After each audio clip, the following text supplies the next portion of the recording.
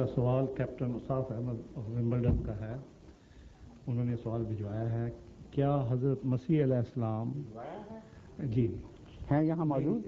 یہ آج موجود نہیں ہے. صبح انہوں نے ٹیلی فون کیا تھا, پچھلی اردو سیشن میں آئے تھے اور انہوں گاڑی نے والے جی وہ یہاں بیٹھے ہوئے تھے. یہاں بیٹھے تھے. انہوں نے کہا ہے کہ کیا حضرت مسیح علیہ السلام اور حضرت مہدی علیہ السلام کے آنے کا قرآن پاک میں ذکر ہے؟ حدیثوں کی روشنی میں آپ نے اس کی وضاحت گزشتہ اردو سوال و جواب کی محفل میں فرمائی تھی. وہ چاہتے ہیں کہ قرآن پاک میں ذکر ہے یا نہیں. اب یہ جو انداز ہے سوال کا, اس میں بھی بہت خوش مضمر ہے. میرا تجربہ ہے وسیع کہ جب ایک عمومی سوال کرتے ہیں لوگ اور میں ان کے جواب دے دیتا ہوں تو وہاں سے ہٹ کر ایک اور پناہ گاہ میں جانے کی کوشش کرتے ہیں. حالانکہ یہ اہل قرآن نہیں ہیں, مگر چونکہ حدیث کی روح سے زیادہ تر یہ سوال اٹھایا گیا کہ آنے والے کا ذکر ہے, نزول ہوگا, اس لیے میں نے حدیث ہی کی روح سے اس کا جواب دیا تھا. مگر اب چونکہ اس پہ معلوم یہ ہوتا ہے, کیونکہ میں اس کو دیکھ رہا تھا ان کا چہرہ, کم سے کم اتنی ان میں نیکی ہے کہ ضد نہیں کی, خاموش بیٹھے رہے. اب سوچا ہے کہ اصل حال یہ ہے کہ قرآن میں جاؤ, وہاں سے ہمیں شاید کوئی مطلب کی بات نکل آئے. مگر بنیادی باتیں بعض ہیں جو میں اس وقت بھی کھولی تھی, اب میں پھر کھولتا ہوں. حضرت صلی اللہ علیہ وآلہ وسلم کے متعلق قرآن گواہ ہے کہ اپنی طرف سے کوئی بات نہیں کرتا. کلیتاً وحی پر مبنی کلام ہے. اگر کسی کو وحی پر مبنی کلام ہونے کے باوجود قرآن کریم میں وہ بنیاد دکھائی نہ بھی دے, اور یہ قطعی بات ہو کہ حضور صلی اللہ علیہ وآلہ وسلم کی احادیث بکثرت ایک بات کہہ رہی ہیں, تو پھر تقویٰ کا تقاضا یہ ہے کہ ان حدیث کے فیصلے کے سامنے سر جھکائے انسان. پھر یہ جائز نہیں کہ یہ پوچھے کہ کہاں سے نکالا آپ نے. یہ سوال دراصل ہم سے نہیں ہے, سوال حضرت صلی اللہ علیہ وآلہ وسلم سے ہے کہ اتنی زور سے, اتنی کثرت سے جو آپ نے مسیح کے آنے کی خبریں نکالی ہیں, تو قرآن سے تو حوالہ دکھائیں, کیونکہ آپ نے فرمایا, میں نے تو نہیں کہا. مگر میں ان کو بتاتا ہوں کہ قرآن میں بہت سی ایسی باتیں ایسے انداز میں بیان ہوئی ہیں کہ عام فہم کا آدمی ان کو اخذ نہیں کر سکتا کہ یہاں کس بات کی بنیاد رکھی گئی ہے. مگر جن پر شریعت نازل ہوئی ہے, حضرت محمد رسول اللہ صلی اللہ علیہ وسلم, آپ قطعیت کے ساتھ جانتے تھے کہ اس بات کی بنیاد یہاں موجود ہے, اور حوالہ دیا یا نہ دیا اس کی پیشگوئی فرمائی. اور پیشگوئی جب 100% یقینی طور پر پوری ہوئی, اور آپ کے زمانے کے 1200 سال کے بعد پوری ہوئی, تو پھر کسی کو یہ حق نہیں ہے کہ یہ کہے کہ اپنی طرف سے باتیں کہی تھیں. اس کی ایک مثال دجال کی ہے. دجال کا نام قرآن شریف سے نکال کے دکھا دیں, کوئی ذکر ہی نہیں ملتا. ذکر ملتا ہے مگر اسلام کے ساتھ نہیں. دجال کے متعلق جب حضرت صلی اللہ علیہ وسلم سے سوال ہوا کہ یا رسول اللہ آپ نے اتنا ڈرایا ہے دجال سے, یہاں تک کہ فرمایا کہ کوئی دنیا میں نبی ایسا نہیں آیا جس نے اپنی قوم کو دجال سے نہ ڈرایا ہو, ہم کیسے بچیں گے اس سے؟ آپ نے فرمایا سورہ کہف کی پہلی 10 آیات اور آخری 10 آیات کا مطالعہ کرو, اور ان آیات میں مسیحی عقیدے کے توحید سے شرک کی طرف مائل ہونے کا ذکر ہے آغاز میں, اور آخر میں ان کی دنیاوی ترقی کا ذکر ہے. تو اگر دجال کا ان باتوں سے تعلق نہیں تھا تو حضور صلی اللہ علیہ وآلہ وسلم یہ کیوں فرماتے ہیں کہ ان 10 آیات پہلی اور آخری کی تلاوت کیا کرو اور رات سونے سے پہلے پڑھ لیا کرو, تمہیں سمجھ آ جائے گی. لیکن اب آپ دوبارہ پڑھ کے ان کو دیکھیں, حیران ہو جائیں گے کہ بین ہی نشاندہی ہو گئی ہے, اور حدیثیں جتنی ہیں وہ اسی طرف اشارے کر رہی ہیں. کیونکہ دجال کی حدیثوں میں ہر جگہ فرمایا کہ مسیح نازل ہوگا, یقتل یقتل الدجال و یقتل الخنزیر، یکسر الصلیب، یقتل الدجال و یقتل الخنزیر، وہ صلیب کو توڑے گا، دجال کو قتل کرے گا اور سور کو قتل کرے گا۔ اب صلیب اور سور یہ دو لفظ اکٹھے بولے جائیں تو کون سی قوم دنیا میں سامنے آئے گی؟ اور وہ جن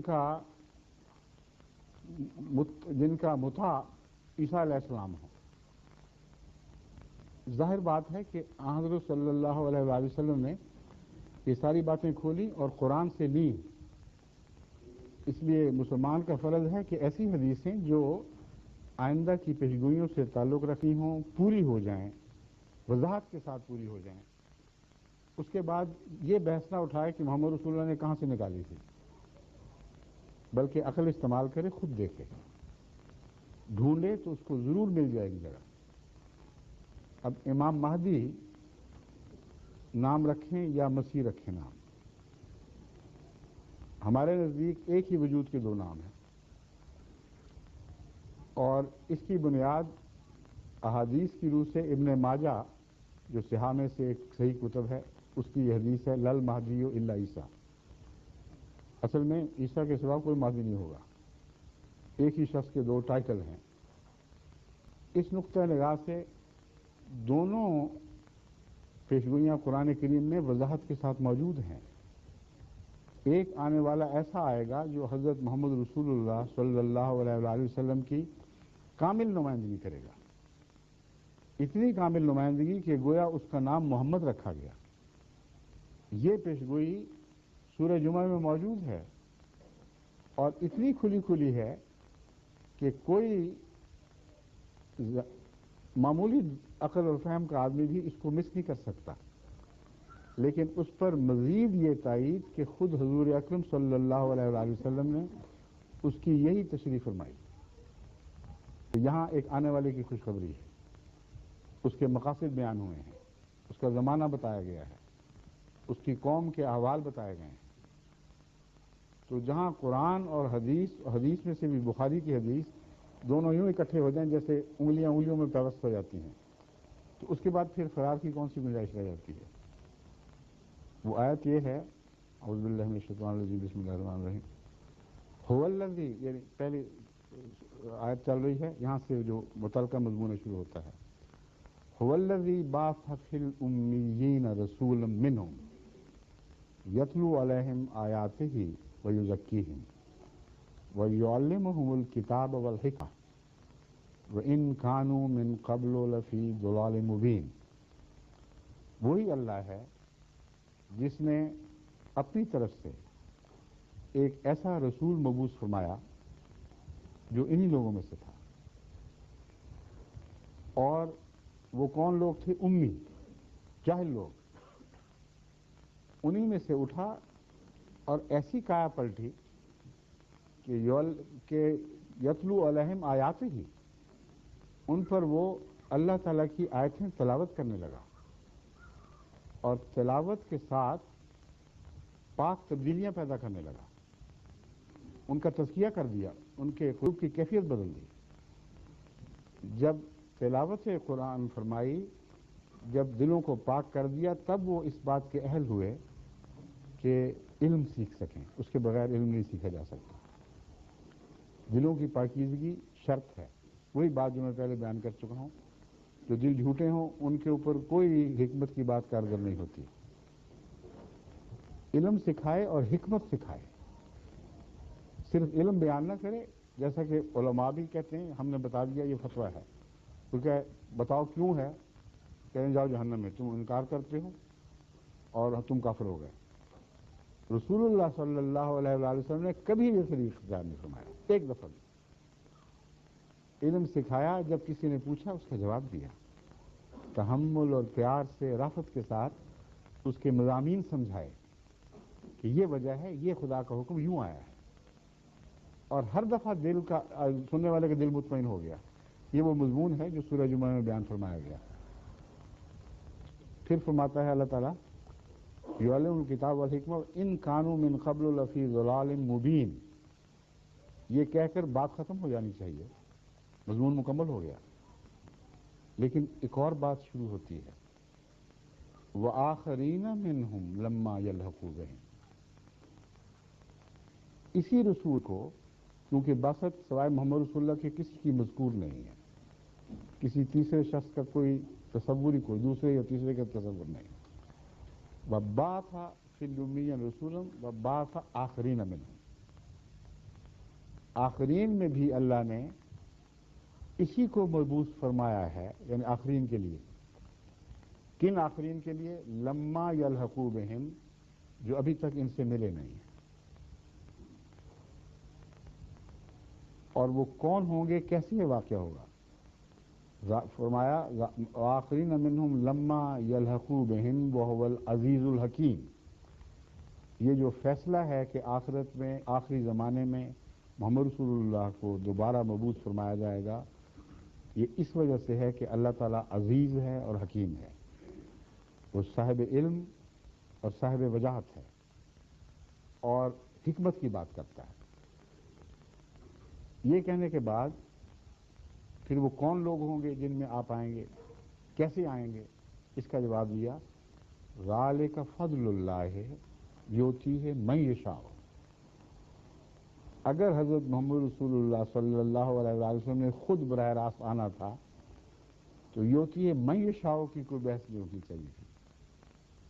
صاف پتہ چلا کہ یہ نام کسی غلام کامل کو عطا ہونا ہے، جو بین ہی وہی باتیں کہے گا جو محمد رسول اللہ نے فرمائیں، وہی تعلیم دے گا جو قرآن کی تعلیم ہے، صرف ان سے غلط فہمیوں کے پردے اتارے گا۔ چنانچہ فرمایا کہ یہ کون ہوگا، اس کے متعلق فرماتا ہے ذالک فضل اللہ یؤتیہ من یشاء۔ اللہ کا فضل ہے، جس کو چاہے دے گا، یہ بحث نہیں اٹھے گی کہ عربی ہے کہ عجمی ہے۔ وہو العزیز وہو ذو الفضل العظیم، بڑے فضلوں والا خدا ہے۔ اب یہ جو آیات نازل ہوئی ہیں، بخاری میں آتا ہے کہ اس وقت صحابہ پاس بیٹھے ہوئے تھے، بسا اوقات وہی رسول اللہ صلی اللہ علیہ وآلہ وسلم پر تنہا نہیں اترتی تھی، بلکہ صحابہ کی میت میں موجود ان کے سامنے اترتی تھی۔ تو اس کو سن کر ان آیات کو ایک سوال کرنے والے نے سوال کیا، اس نے کہا وہ لوگ کون ہوں گے یا رسول اللہ جن کا ذکر چل رہا ہے؟ اس بات میں سوال والے کو کوئی شک نہیں تھا کہ محمد رسول اللہ ہی نے آنا ہے۔ وہ لوگ کون ہوں گے، اس پر اس کو بڑا تعجب تھا اور دل میں ایک تجسس پیدا ہوا کہ پتہ کروں۔ حضور صلی اللہ علیہ وآلہ وسلم نے یہ سن کر جواب نہیں دیا، خاموشی اختیار فرمائی۔ اس نے پھر تکرار کی، پھر حضور اکرم صلی اللہ علیہ وآلہ وسلم نے خاموشی اختیار فرمائی۔ پھر تیسری مرتبہ جب اس نے پوچھا تو آپ نے دیکھا صدر سلمان فارسی آپ کے پاس بیٹھے ہوئے تھے، ان کے کندھے پر ہاتھ رکھا اور یہ جواب دیا، لو کان الایمان عند ثریا لنالہ رجل من ہؤلاء۔ بعض روایتوں میں رجالن بھی آتا ہے، لیکن بخاری کی جو روایات میں رجلن بھی آتا ہے، اور رجلن کو امام بخاری کا قبول کر لینا اور موقع محل کا مخالف نہ سمجھنا ثابت کرتا ہے کہ ان کے نزدیک آنے والے کی خوشخبری کی وجہ سے رجل فرمایا گیا ہے، لیکن وہ رسول اللہ صلی اللہ علیہ وسلم بذات ہی خود نہیں ہوں گے، ان میں سے ہوں گے جو حضرت سلمان فارسی کی قوم ہے۔ اس کا ایک ترجمہ فارسی الاصل کیا جا سکتا ہے، ایک ترجمہ عرب کے مقابل پر عجمی کیا جا سکتا ہے، مگر قرآن کی آیت کا جو طرز بیان ہے اس سے یہ جو نکلتا ہے کہ ذالک فضل اللہ یؤتیہ من یشاء، اس سے یہ بات تو قطعیت سے ثابت ہو گئی کہ خود حضور اکرم صلی اللہ علیہ وآلہ وسلم نے اس کے یہ معنی نہیں سمجھے کہ وہ آنے والا جس کا یہاں ذکر ہے وہ عرب ہوگا، کیونکہ اکثر تو عرب کندھے پاس بیٹھے ہوئے تھے، ملا تو عجم کا کندھا ملا ہاتھ رکھنے کے لیے، اور یہ بات بتاتی ہے کہ یہ روحانی تفسیر تھی جو نازل ہوئی ہے۔ اس کی وجہ یہ ہے کہ حضور صلی اللہ علیہ وآلہ وسلم کے متعلق یہ مسلمہ بات ہے تمام علماء سابقہ جو بزرگ علماء تھے، آج کل نہیں جانتا کیا کہتے ہوں گے، تمام گزشتہ علماء اس بات پر متفق ہیں، اہل جو علم حدیث کے واقف، کہ حضور کا انداز تھا جس بات میں جبرائیل نازل ہو کر وضاحت نہ کرے یا اللہ تعالیٰ براہ راست پہلے ہی دل پر اس کے معنی روشن نہ کر چکا ہو، وہاں اپنے منہ سے کلام نہیں کرتے تھے، خاموشی اختیار کیا کرتے تھے۔ بس 2 دفعہ کی خاموشی اور تیسری دفعہ کا جواب صاف بتا رہا ہے کہ یہ مبنی بر الہام کلام ہے جو حضور نے بیان فرمایا، اور کلام اتنا پر حکمت، اتنا مربوط ہے کہ کوئی معمولی عقل کا انسان بھی یہ کہہ نہیں سکتا کہ جھوٹے کی بنائی ہوئی بات ہے۔ سوال کیا ہے؟ وہ کون لوگ ہوں گے؟ جواب یہ ہے، اگر ایمان ثریا پر بھی چلا جائے تو ان لوگوں میں سے وہ ہوگا یا وہ ہوں گے جو ایمان کو آسمان سے واپس زمین پر لے آئیں گے۔ اس میں کتنی باتیں بیان ہو گئیں جو پوچھی جانی چاہیے تھی اور پوچھی نہیں گئی تھی۔ سوال یہ اٹھنا چاہیے تھا کہ یا رسول اللہ صلی اللہ علیہ وآلہ وسلم، آپ پر دین کامل ہو گیا، آپ کی کتاب آخری کتاب ہے، آپ آخری رسول ہیں، اور ہمیشہ کے لیے امت محمدیہ ایک جاری سکہ بن چکی ہے دنیا کے لیے، پھر یہ کیا قصہ ہے؟ کیوں کوئی آئے گا اور کیا کہے گا آگے؟ سب باتیں تو ہو چکی ہیں، تکمیل کتاب ہے، اتمام نعمت ہے، یہ سوال پوچھا جانا چاہیے تھا، اسی کا جواب دیتے ہیں۔ لو کان الایمان عند ثریا، کہ باوجود تکمیل شریعت کے، باوجود میرے دائمی رسول ہونے کے، پھر بھی ممکن ہے کہ دلوں سے ایمان اٹھ جائے، اور رسول اللہ علیہ وسلم کے زمانے میں بھی ایمان اٹھتے تھے بعض بدبخت دلوں سے۔ تو شریعت کا کمال اور رسول کا ہر پہلو سے کامل ہونا ہرگز اس بات کی ضمانت نہیں ہے کہ قوم نیک اور پاکیزہ رہے گی۔ جس اختلاف کی آپ نے بات فرمائی تھی ابھی، وہ دیکھیں کتنی جلدی شروع ہوا ہے۔ تو ایمان ہے دل کا جو اصل فیصلہ کن چیز ہے، جس کی خاطر شریعتیں نازل ہوتی ہیں، اگر وہ اٹھ جائے تو پھر آسمان سے آنے والا ہی اس کی اصلاح کیا کرتا ہے، زمینی کا کام نہیں ہے۔ اور فرمایا وہ ثریا ستاروں پر بھی چلا جائے، ان میں سے کوئی ہوگا جو واپس لے آئے گا اور دوبارہ دلوں میں قائم کرے گا۔ یہ کیوں نہ فرمایا کہ علماء مل کر اکٹھے ہوں گے، ایک خلافت موومنٹ چلے گی، یہ اور اس قسم کے منہاج القرآن قسم کے دعوے دار اٹھیں گے، مودودی آئیں گے، فکر نہ کرنا بالکل، وہ سارے مل ملا کر سارے مسئلے ٹھیک کر لیں گے۔ یہاں صرف یہی نہیں بلکہ کسی ایک حدیث میں، میں دہرا رہا ہوں آپ کے سامنے، حضرت صلی اللہ علیہ وسلم نے انحطاط کے زمانے میں علماء کے ذریعے اصلاح کا کوئی ذکر نہیں فرمایا، ایک دفعہ بھی، اور فرما سکتے بھی نہیں تھے، کیونکہ آپ سے زیادہ انسانی روحانی بیماریوں پر کسی کی نظر نہیں تھی۔ آپ سے بڑھ کر کوئی نہیں جانتا تھا کہ مذہبی انحطاط اوپر سے شروع ہوا کرتا ہے۔ عوام کا الانام جو بھیڑوں کی طرف پیچھے چلنے والے لوگ ہوتے ہیں، جب لیڈرشپ بددیانت ہو جائے، جب وہ خود غرض ہو جائے، تو جہاں چاہے ان کو لے جاتی ہے خدا کے نام پر، رہنمائی کے نام پر، اور گڑھوں میں اتار دیا کرتی ہے۔ اس لیے حضور اکرم صلی اللہ علیہ وآلہ وسلم کا کسی ایسے موقع پر ایک مرتبہ بھی کسی عالم کا ذکر نہ کرنا اور مسیح کا کرنا، مہدی کی بات کرنا اور دنیا کے اماموں کی بات نہ کرنا، مہدی کو ہی امام کہنا، صاف ثابت کرتا ہے کہ حضور اکرم صلی اللہ علیہ وآلہ وسلم پر مذہبی قوموں کے عروج اور زوال کے سارے حال روشن ہیں۔ اب جانتے تھے کہ مذہبی رہنما ہی ذمہ دار ہوا کرتے ہیں، جب وہ بگڑ جائیں تو پھر ان کی ریپلیسمنٹ کے سوا کوئی چارہ نہیں ہے، پھر خدا اپنے براہ راست انضمام اپنے ہاتھ میں لیتا ہے۔ اور اس اصول کے خلاف ساری مذہبی تاریخ میں ایک بھی گواہی نہیں۔ علماء کی بات کیوں نہیں کی؟ اس لیے کہ خود دوسری جگہ فرما چکے ہیں کہ سیاتی علی الناس زمان، لوگوں پر ایک ایسا زمانہ آنے والا ہے، لا یبقى من الاسلام الا اسمہ، اسلام نام کے سوا باقی نہیں رہے گا، ولا یبقى من القرآن الا رسمہ، قرآن تحریروں کے سوا کچھ نہیں رہے گا، کہیں سونے میں لکھی جا رہی ہیں، کہیں فلاں وہ جو چوٹی کا کاتب ہے نئے نئے انداز سے لکھ رہا ہے، کبھی صوفی انداز سے، کبھی کسی اور سے، تحریروں میں بہت قرآن دکھائی دے گا، مگر تحریروں میں مساجد کی بات ہے وہ آباد ہونے کے باوجود ویران ہوں گی۔ اب یہ کلام نبی کے کلام کے سوا ممکن نہیں۔ مساجدہم عامرۃ وہی خراب من الہدی، ان لوگوں کی مسجدیں آباد ہوں گی مگر ہدایت سے خالی۔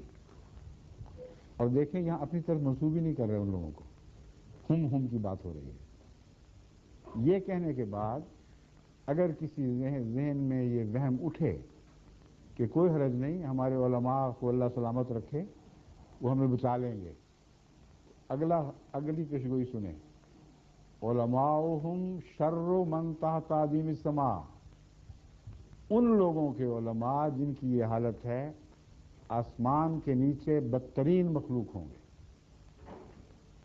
بدترین مخلوق اس لیے کہ وہ امت محمدیہ کے نام پر سند حاصل کرتے ہوئے امت محمدیہ کو بہکانے کے کام کریں گے۔ اور ان کی یہ خصلت بیان فرمائی،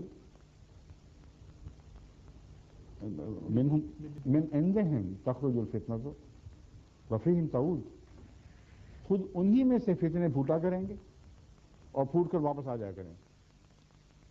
وہ جن باتوں کو حرام اور شریعت کے خلاف قرار دیں گے، کچھ دیر فتوے دے کر واپس ہضم کر لیا کریں گے۔ اب اس کی مثالیں آپ کے سامنے پاکستان میں دیکھ لیں، بے نظیر پر یہ فتوے دینے والے کتنے تھے کہ عورت کی سربراہی اسلام شریعت کے خلاف ہے۔ مولانا مفتی محمود کے صاحبزادے فضل الرحمان سے، وہی مفتی ہیں، بڑی بلند آواز سے کہتے رہے اس پہ تو صلح ہو ہی نہیں سکتی، کیسے ممکن ہے کہ ہم شریعت کے معاملے میں اس عورت کی بات مان لیں اور خدا کی بات کو رد کر دیں۔ جب سمجھوتا ہو گیا تو انہی کی حکومت میں، ان کی غلامی میں فارن افیئرز کے پارلیمنٹ کے نمائندہ بن کر دنیا میں سفر کیے اور کافی ہوٹلوں پہ خرچ کیا۔ اب بتائیں یہ فیہم تعود والی بات ہے کہ نہیں؟ وہیں سے فکرہ نکلا تھا، وہیں واپس پہنچ گیا، اور یہ روزمرہ کا دستور ہے۔ حکومت کو ڈرانے کے لیے فتوے دیتے ہیں، جہاں اندر کھاتے سمجھوتا ہو جائے وہاں کہتے ہیں ٹھیک ہو گیا، بس کوئی بات نہیں، اب سب چلے گا۔ یہ حال ہو جس قوم کا اور ہمیں دکھائی دے رہا ہو، یہ پیشگوئی یاد رکھیں 1400 سال سے پہلے کی گئی تھی۔ یوں لگ رہا ہے جس حضور اکرم صلی اللہ علیہ وسلم دیکھ رہے ہیں ہم سب کو، اور ایک ایک نقش پر نظر ہے اور آنکھوں دیکھا حال بیان فرما رہے ہیں۔ تو پیشگوئی اتنی صاف بھی کبھی آپ نے سنی ہے؟ انبیاء کی پیشگوئیاں ہوتی ہیں اس وضاحت کے ساتھ، اس شان کے ساتھ۔ اس کا اسی حدیث سے تعلق ہے جو بخاری کی میں نے بیان کی، اسی آیت قرآنی سے تعلق ہے جس کا میں نے ذکر کیا۔ اس کی تفسیر میں حضور نے فرمایا کہ اگر ایمان ثریا پر بھی چلا گیا تو یہ خدا سے آنے والا ہے جس کو میرا نام دیا گیا ہے، میں نہیں ہوں گا، آئے گا وہ، لیکن نام تبھی کوئی پا سکتا ہے اگر کامل غلام ہو یا برابر ہو۔ برابری کا سوال ہی کوئی نہیں، کیونکہ حضور اکرم صلی اللہ علیہ وسلم خاتم ہونے کے لحاظ سے تمام دنیا میں اگلوں پہ سب سے افضل ہے۔ شریعت کامل ہو گئی، نئی شریعت لا نہیں سکتا تو برابری کہاں سے کرے گا کوئی؟ جو قرآن کا بھی تابع ہو، محمد صلی اللہ علیہ وسلم کے ہر لفظ کا غلام ہو، وہ کیسے محمد کا نام پا سکتا ہے؟ صرف ایک طریقے سے کہ اپنے نفس کو کلیتاً مٹا دے اور جو کچھ قرآن اور محمد رسول اللہ کی حکومت ہے اس کو اپنے اوپر نافذ کر لے۔ اگر یہ صورتحال درجہ کمال کو پہنچ جائے اور اطاعت ایسی ہو کہ اس میں کوئی غیر کا شبہ نہ رہے، اس صورت میں نام ملا کرتا ہے اور قرآن بھی دیتا ہے۔ بالا ہستی کا نام برابری کی خاطر نہیں، کامل غلامی اور عجز کے، اس کے عجز کے انعام کے طور پر۔ رسول اللہ کو قرآن کریم میں فرمایا گیا ہے کہ جب آپ نے مٹھی چلائی، ما رمیت اذ رمیت ولکن اللہ رما، آپ نے مٹھی نہیں چلائی کنکریوں کی، محمد اللہ کہا، اللہ نے چلائی۔ اسی جگہ بیعت کا ذکر کرتے ہوئے فرماتے ہیں اللہ تعالیٰ فرماتا ہے انما یبایعون اللہ، جو محمد رسول اللہ کی بیعت کر رہے ہیں وہ اللہ کی بیعت کر رہے ہیں۔ اور اس کو مزید کھولا، ید اللہ فوق ایدیہم، ان کے ہاتھوں پر اللہ کا ہاتھ ہے۔ تو کیا نعوذ باللہ من ذالک یہاں شرک اور برابری کی باتیں ہو رہی ہیں؟ سوال ہی نہیں پیدا ہوتا۔ غلامی کی انتہا بھی نام دے دیا کرتی ہے، اور خود سری کی انتہا سے بھی لوگ نام اپنا لیا کرتے ہیں۔ تو آنے والے کے متعلق جو قرآن کریم نے محمد رسول اللہ کی بعثت قرار دیا، یہ اس کے کالعدم ہونے کی وجہ سے اپنی طرف سے کچھ نہیں کہے گا، شریعت ہی کی غلامی کرے گا، محمد رسول اللہ کے فرمان ہی کو کھول کر لوگوں کے سامنے رکھے گا، اسی سنت کو جاری کرے گا۔ یہ وہ پیشگوئی ہے جو قرآن میں کھلے لفظوں میں موجود ہے۔ پھر مسیح کے لفظ میں بھی حضرت مسیح کا ذکر قرآن کریم فرماتا ہے، اور ایسے مسیح کا بھی ذکر فرماتا ہے ساتھ انہی آیات میں شروع میں ہی، جو بنی اسرائیل کے لیے ایک مثال اور نمونہ تھے۔ اور آگے جا کے فرماتا ہے وَإِنَّهُ عِلْمٌ لِلسَّاعَةِ، وہ قیامت کی بھی نشانی بنے گا۔ لعلم للساعة وَإِنَّهُ لَعِلْمٌ لِلسَّاعَةِ، اور وہ یقیناً قیامت کی نشانی بن کے بھی آئے گا۔ تو قیامت تو آنے والی تھی جس کا ذکر کر رہے ہیں، اور مفسرین اور خود یہ علماء بھی جو یہ سوال اٹھاتے ہیں، یہ جب ان سے پوچھا جائے کہ مسیح آئے گا دوبارہ تو کیسے آئے گا، کہتے ہیں قرآن شریف دیکھ لو، علم للساعة، اس کے آنے کے بعد قیامت جلدی آ جائے گی۔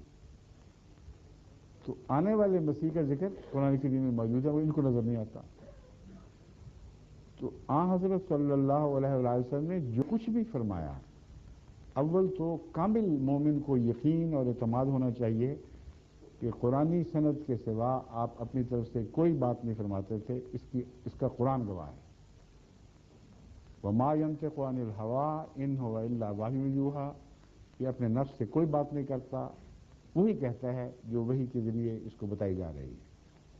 اور دوسرے، جب آپ تفسر کریں تو ہر حدیث کو جو سچی ہو قرآن میں سے دکھایا جا سکتا ہے، لیکن انسان تقویٰ کے ساتھ کوشش کرے تو حل ہو جائے گا مسئلہ۔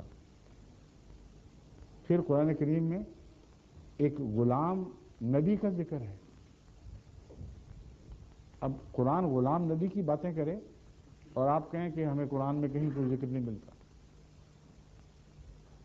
اللہ تعالیٰ فرماتا ہے وَمَن يُطِعِ اللَّهَ وَالرَّسُولَ، سورہ نساء میں، جو بھی اللہ والرسول اور محمد رسول اللہ، الرسول جو ہے یہ باقی نبیوں کی بات نہیں کر رہا، اب یہ رسول جس کی ہم بات کر رہے ہیں، جو بھی اللہ اور اس رسول یعنی محمد رسول اللہ کی اطاعت کرے گا، کیا ہونا چاہیے؟ اس پر سزا ملنی چاہیے۔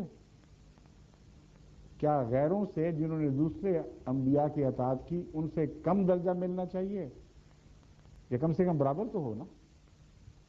کم کا تو سوال ہی نہیں پیدا ہوتا۔ اس مضمون کو سمجھ کر آگے آیت پڑھیں تو سارا مسئلہ کھل جاتا ہے۔